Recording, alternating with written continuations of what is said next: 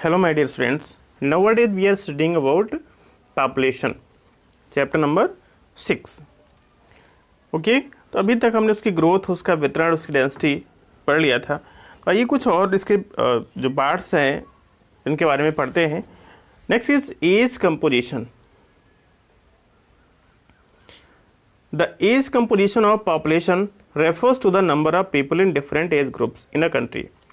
इसका मतलब ये है कि उस कंट्री में किस एज के लोग रहते हैं, उनकी एज का ग्रुप क्या है। Okay, it is one of the most basic characteristics of a population. एक मोस्ट बेसिक कैरेक्टरिस्टिक्स है, विशेषता है पॉपुलेशन की।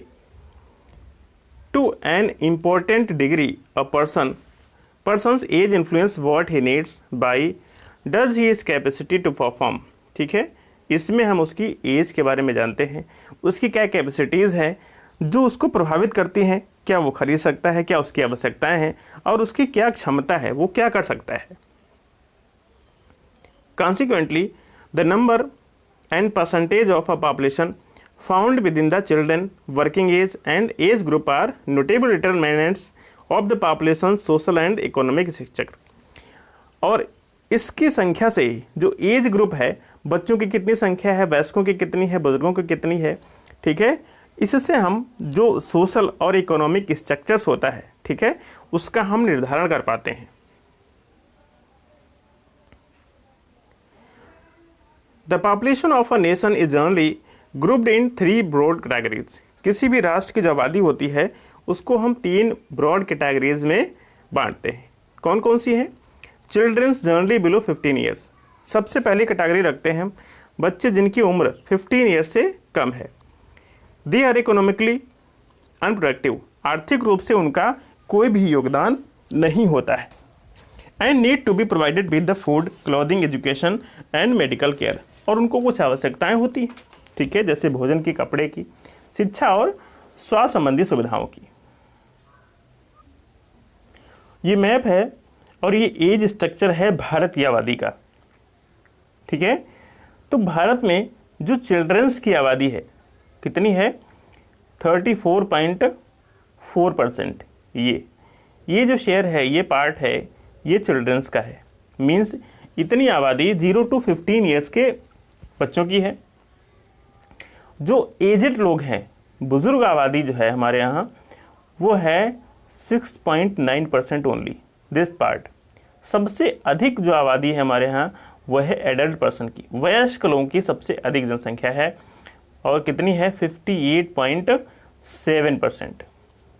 58.7% वयस्क, ठीक है। तो बच्चों को हम किस में काउंट करते हैं? 0 to 15 ईयर। फिर आता है वर्किंग एज। वर्किंग एज में हम रखते हैं 15 to 59। ये है working age. They are economically productive and biologically reproductive, ठीक है। ये जैविक रूप से रिप्रोडक्टिव होते हैं और आर्थिक रूप से प्रोडक्टिव होते हैं। दे कंपेराइज अ वर्किंग पॉपुलेशन, ठीक है, इनको हम वर्किंग पॉपुलेशन में रखते हैं। फिर आता है एज्ड एबव 59 ईयर। ऐसे लोग जिनकी उम्र कितनी है? Above 59। They can be economically productive दो दे एंड मे हैव रिटायर्ड। हो सकता है वो इकोनॉमिकली प्रोडक्टिव हो, जरूरी नहीं है, हो सकता है वो रिटायर्ड हो, पेंशन आधारित हो, तो वो प्रोडक्टिव हो सकते हैं। They may be working voluntarily but they are not available for employment through recruitment. हो सकता है वो किसी असामाजिक संस्था के रूप में काम कर रहे हों, ठीक है, किसी सोशल वर्क कर रहे होंगे, लेकिन वो किसी को रोजगार या रिक्रूटमेंट ना दे सकें। The percentage of children and the aged affect the dependency ratio because these group are not producer, ठीक है। ये जो एज्ड रेशियो होता है, ठीक है, ये निर्भरता को प्रभावित करते हैं क्योंकि ये प्रोड्यूसर नहीं होते हैं। The proportion of the 3 groups in India population is already presented in figure 6.5, ठीक है। जैसा कि हमने अभी आपको बताया, फिगर 6.5 में हमारे भारत में क्या रेशियो है एडल्ट का, एज्ड पर्सन का और चिल्ड्रंस का। फिर आता है सेक्स रेशियो, लिंगानुपात जिसको कहते हैं। Sex ratio define as a number of females per 1000 males in the population. जो भी आबादी है उसमें महिलाओं की संख्या कितनी है और पुरुषों की संख्या कितनी है। This information is an important social indicator. ये भी एक सामाजिक इंडिकेटर है, सूचक है, to measure the extent of equality between male and females in a society at given time.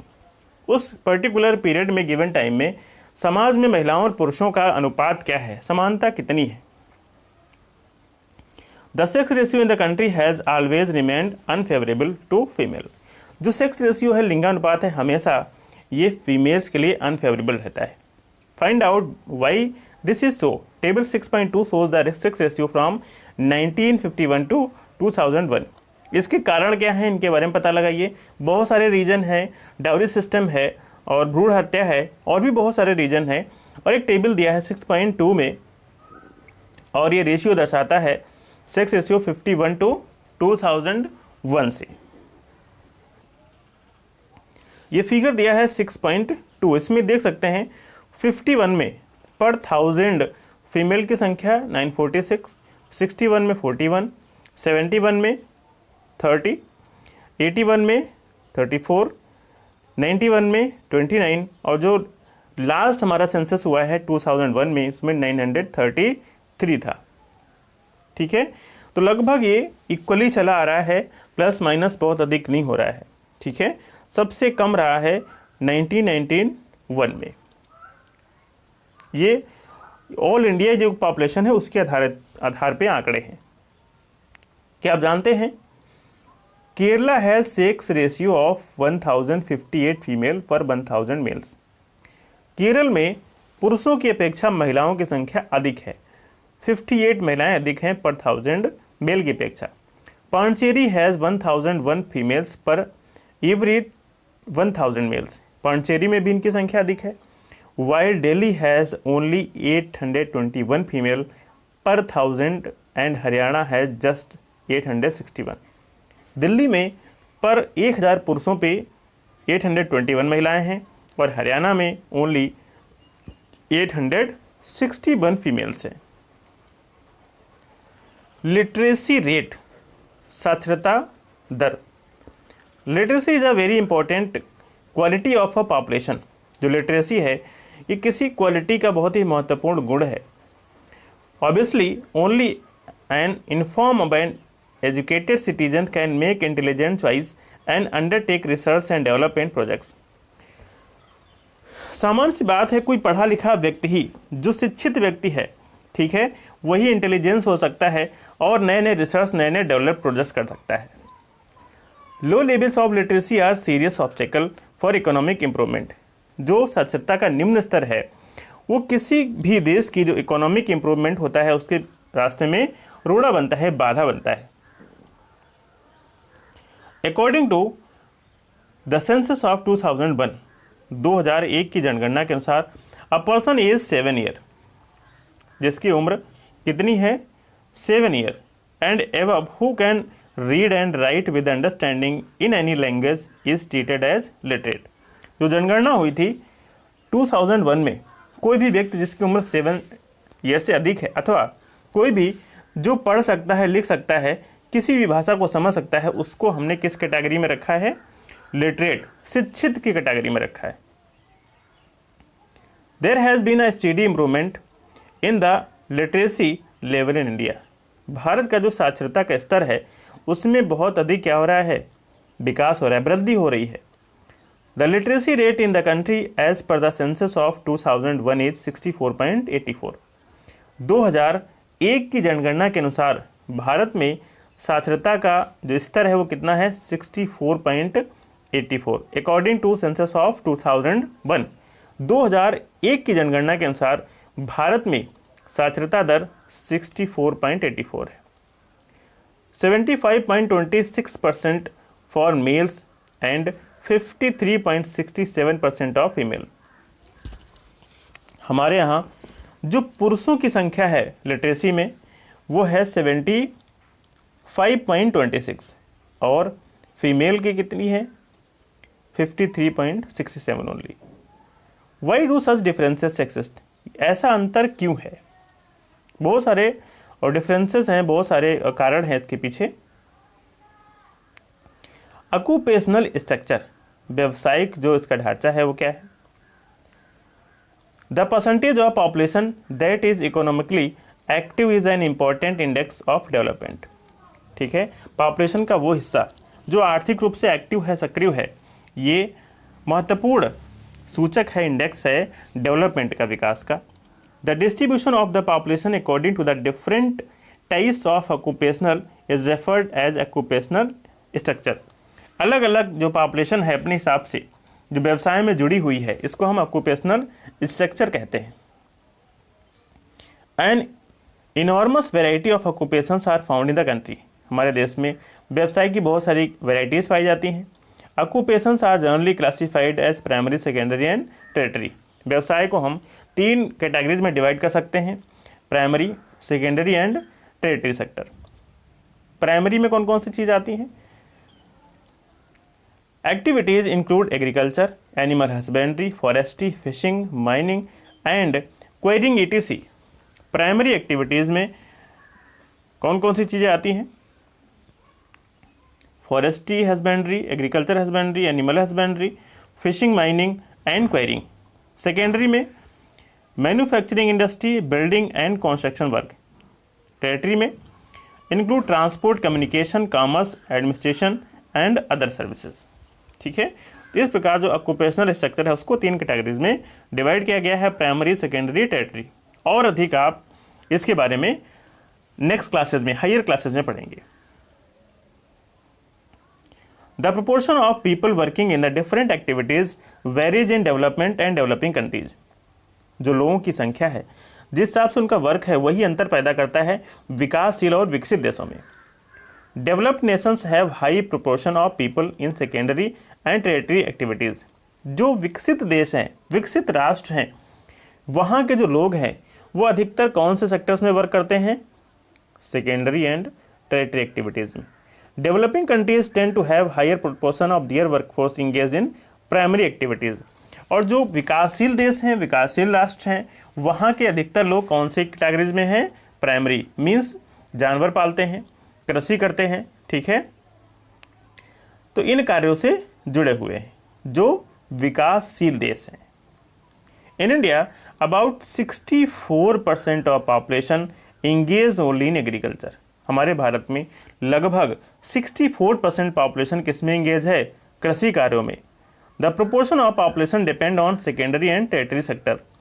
और हमारे यहाँ की जो आबादी है वो अधिकतर डिपेंड करती है सेकेंडरी और टेरिटरी सेक्टर्स पे। ओके, तो 64% जो आबादी है लगभग, वो किस सेक्टर में एक्टिव है? प्राइमरी में।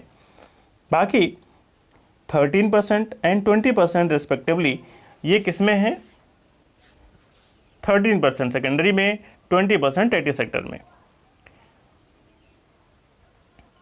There has been an occupational shift in favor of secondary and tertiary sectors because of growing industrialization and urbanization in recent times। जल्दी ही अब हमारे यहाँ भी जो लोग हैं इसमें शिफ्ट हो रहे हैं, क्योंकि जैसे जैसे इंडस्ट्रियलाइजेशन हो रहा है, अर्बनाइजेशन हो रहा है, वैसे ही। फिर आता है हेल्थ, स्वास्थ्य।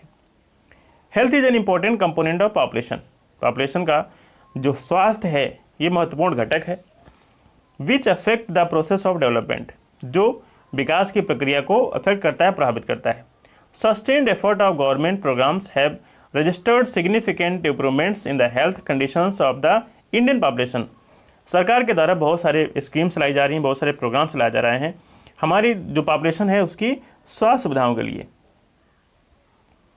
Death rate have decline from 25 per 1000 population in 1951 to 8.1 per 1000 in 2001, and life expectancy at birth has increased from 36.7 years in 1951 to 64.6 year in 2001। तो गवर्नमेंट बहुत सारे वर्क कर रही है। पॉपुलेशन का जो डेथ रेशियो कभी कितना हुआ करता था? पर 1000 25% हुआ करता था, वो कितना बच गया है? 8.1। ठीक है, और जो लाइफ एक्सपेक्टेंसी है वो 1951 में कितनी हुआ करती थी? 36.7। जो बढ़ के कितनी हो गई है, 64.6 हो गई है। The substantial improvement is a result of many factors, और इसका जो इम्प्रूवमेंट है बहुत सारे इसके कारक हैं, including improvement in the public health, prevention of infection diseases and application of modern medical practices in diagnosis and treatment of elements. तो जो सुधार हुआ है, इम्प्रूवमेंट हुआ है, वो इन सब कारणों से हुआ है। Despite considerable achievement the health situation is matter of major concern of India.